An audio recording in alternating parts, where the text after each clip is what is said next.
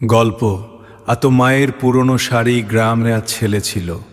বাবা মারা যাওয়ার পর তার মা মানুষের বাসার কাজ করে, তাকে বরষের বাসার কাজ করে।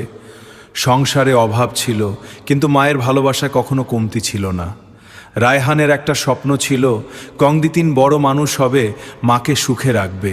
কিন্তু স্কুলে যাওয়ার সময় সে সবসময় লজ্জা পেত, কারণ তার জামাটা ছিল পুরনো আর জুতোর তলা প্রায় ছিঁড়ে গিয়েছিল। একদিন স্কুলে সবাই নতুন জামা পরে আসে ঈদের অনুষ্ঠানে। বন্ধুরা হাসতে হাসতে বলল, তুই নতুন জামা কিনিস নাই। রায়হান মাথা নিচু করে দাগিয়ে রইল। সেদিন বাসা ফিরে সে রাগ করে মাকে বলল, তুমি আমাকে একটা নতুন জামাও কিনে দিতে পারো না। মা কিছু বলল না, শুধু চুপচাপ হাসল। রাতে রায়হান ঘুমিয়ে গেলে মা তার পুরনো একটা শাড়ি বের করল। সেই শাড়িটা ছিল বাবার দেওয়া শেষ উপহার।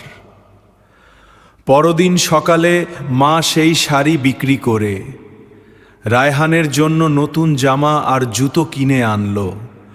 জামা পেয়ে রায়হান অনেক খুশি, কিন্তু সে খেয়াল করল মায়ের গায়ে সেই পুরনো ছেঁড়া শাড়িটাই।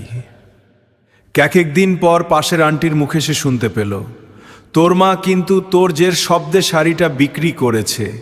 কথাটা শুনে রায়হানের বুকটা কেঁপে উঠল। সে দৌড়ে বাসা গেল, দেখল মা রান্নাঘরে বসে ভাঙা চুলার পাশে কাশি দিচ্ছে। রায়হান হাত ধরে কাঁদতে কাঁদতে বলল, মা, আমি বড় হয়ে তোমাকে অনেক সুখ দেব, আর কখনো তোমাকে কাঁদতে দেব না। মা শুধু মাথা হাত বুলিয়ে বলল, মায়েরা সন্তানের সুখেই সুখী রে বাবা। বছর কেটে গেল। রায়হান সত্যি বড় চাকরি পেল শহরে।